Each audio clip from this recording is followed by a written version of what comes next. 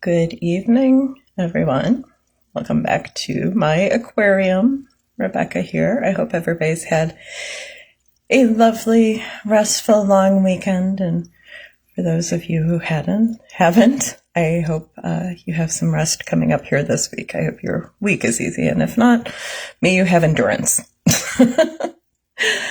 I'm going to just give a content warning here. I am going to be discussing sexual assault, not graphic, but frank.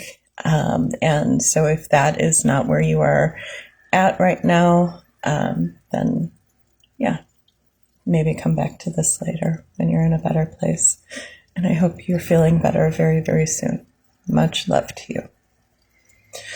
So I wanted to talk with people today about, I have this theory about the problem between men and women. And it's actually, in a lot of ways, it comes down to a matter of biology, but not the biology you would think. So we have all seen examples of species where the male of the species appears to force himself on the female, who is pretty obviously and openly unwilling, trying to escape, looks very unhappy, does not seem to be having a good time.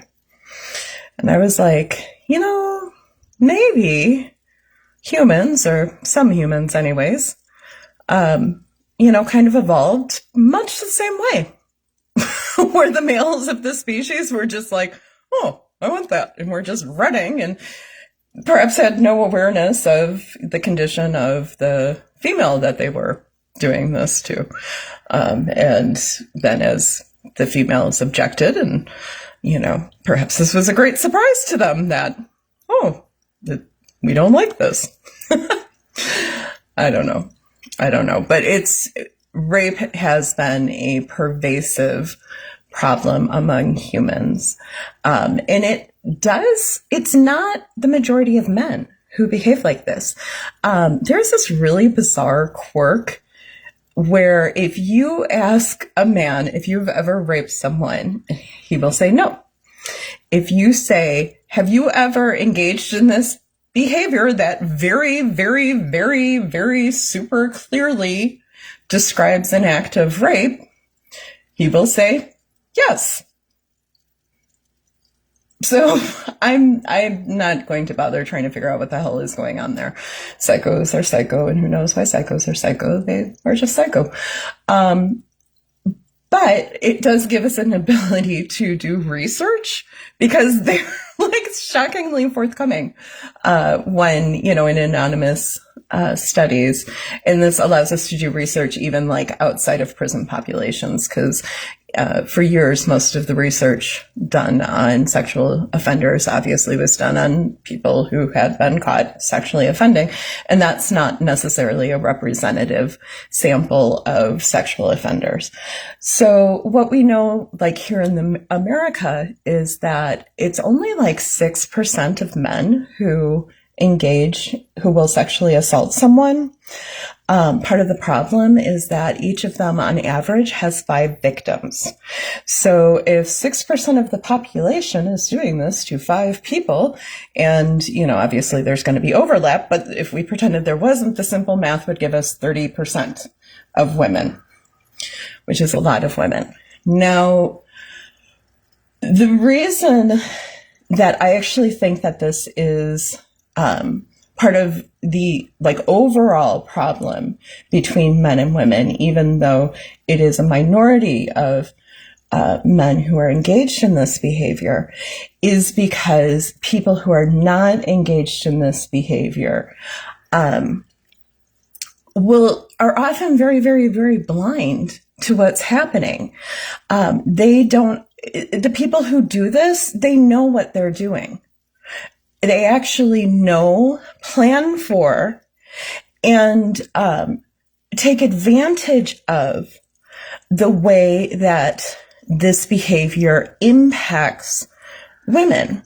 And I understand there are many men who have also been victims of sexual abuse. And I'm going to speak from women here just because that's my experience. And also, like, I feel like it's just free for women. We have kind of gained some ability to speak more openly about these things. So that's what I'm doing. But I know that you're there, and come stand with me because, yeah, it's all the same thing. So let me run through what I think is the problem that many, many people, including many victims, have been blind to. If you look at research, PTSD rates among victims of rape are higher than among combat vets.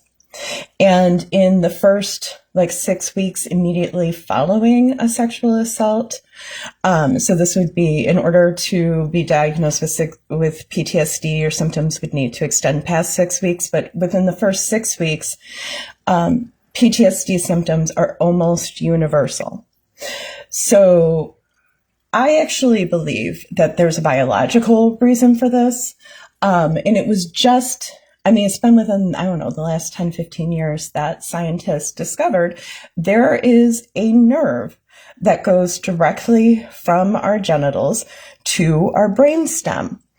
And what I believe, my theory is that if that nerve is stimulated or activated while someone is in a PTSD state or in a trauma state, in some version of fight, flight, freeze, or fawn, or if they're in a, particularly compromised state, such as being in intense grief, having just experienced something, very frightening, things like that, that people, if that nerve that runs between the genitals and the brain is stimulated while someone is in that state, that is a very strong signal to sort of the human nervous system that is responsible for keeping you safe, that you are unsafe. You're unsafe.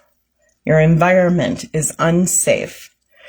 At which point you go into a state in which you don't have full access to your thinking processes. You are very, very prone to freezing. And I want everybody to think about this really quick. We know from person after person after person after person, even people who know that this is a thing that happens, it is so common, even in the absence of actual violence or an overt threat of violence, for a woman when she's being sexually abused or sexually assaulted to just freeze. That is your body's response because you're unsafe. And just like an animal that's cornered and plays dead, it kind of removes you psychologically from the situation a bit. It creates a bit of distance between your psyche and what's happening to you. So it's adaptive in that way. However, think about what a predatory person can do when somebody is in that state, how they can be manipulated. And also think about what was one of the biggest things when it came to beginning to enforce any laws against rape. It was always like you had to show that you fought back. So you had to do the thing that you were biologically driven not to do, like not even in your conscious control. You had to do that thing or it wasn't rape. Okay? That was not an accident. The person who said, hey, well, if they didn't fight back, almost certainly would be somebody who knows that people freeze and don't fight back when they're being assaulted. So how very convenient that the first standard that person, a person who's been sexually assaulted has to meet is that they fight back when they physically, biologically are programmed not to. And it just goes like that through the whole thing. You look at I mean, I'm not even going to get into it.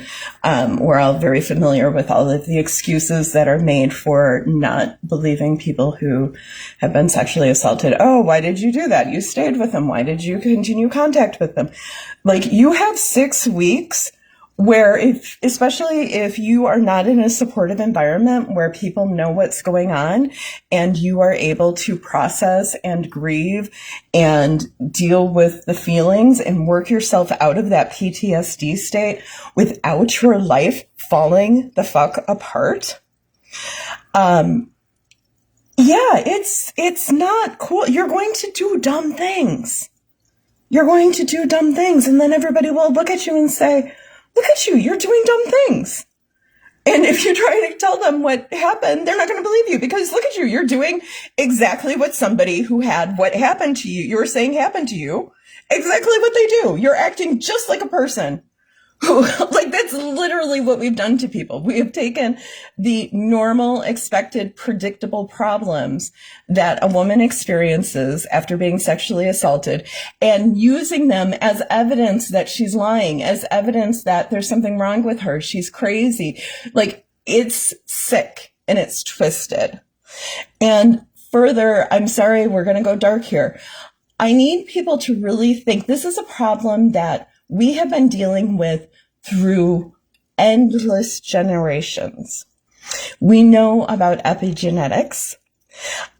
Think about how many children have been conceived while their mothers were in that particular state of having, been sexually assaulted. And they have all those hormones, and they're not functioning normally, and this is the germination of new life in them. How is that impacting us as a species?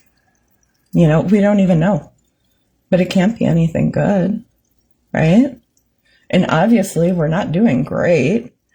And I really, truly, genuinely believe that this issue has played a much more significant role in where humans go wrong than we have been able to comprehend.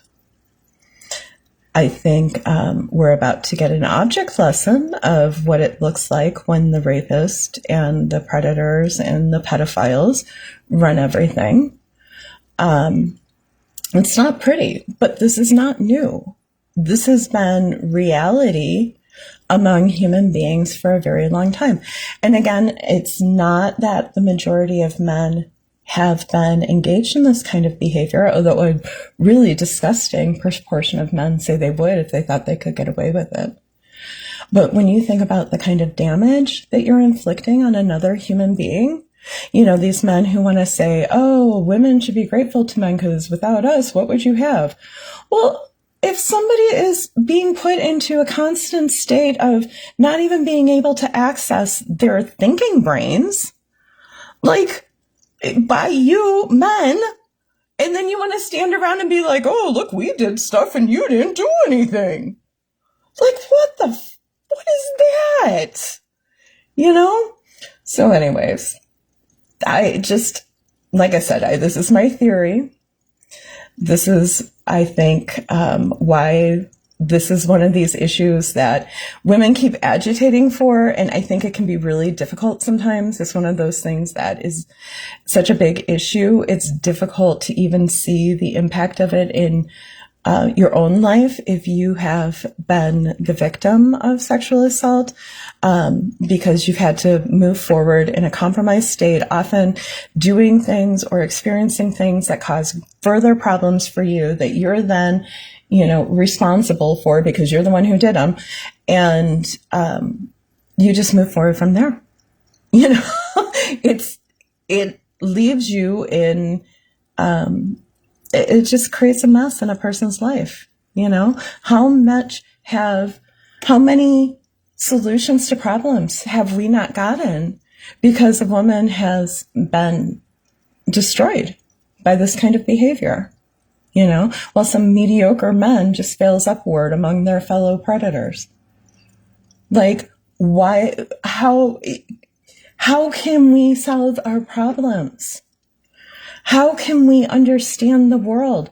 How can we even understand God and our relationship with God when there is a significant number of women who are being functionally taken out by this behavior? And further, it has impacted us in our genes from birth. I mean, it really, unfortunately, it is like Scripture says, in sin was I conceived. All too often, that has been entirely true. How many women have been married to men that they would never have chosen for themselves? All of their children were conceived in that manner. All of them. This is our heritage, people. And no, we can't go back and fix it, but we can work on stopping it, taking it seriously. It's like anytime you have trauma, it's not your fault, but it is your responsibility to fix it. So, yeah, that's what I have to say about what I think the problem between men and women is. And I feel like since most men are pretty good people and aren't cool with any of this, that when you understand and perhaps can explain better why this is such an issue to people who are empathy deprived, perhaps, that would be helpful. So anyways, let me know what you guys think. I hope that made sense. It made sense to me. That doesn't necessarily mean it made sense to you. So please let me know if you have questions. And I hope this gave you something to think about. Go to my website, The Upside Down World. Also, Sunday Sermons is up. I have the link on my Facebook page. It's on my Patreon page. You can listen to it for free. This week's topic is what to do when you wake up in hell, because sometimes it be like that. All right. Love you guys. I'll talk to you again soon. Bye.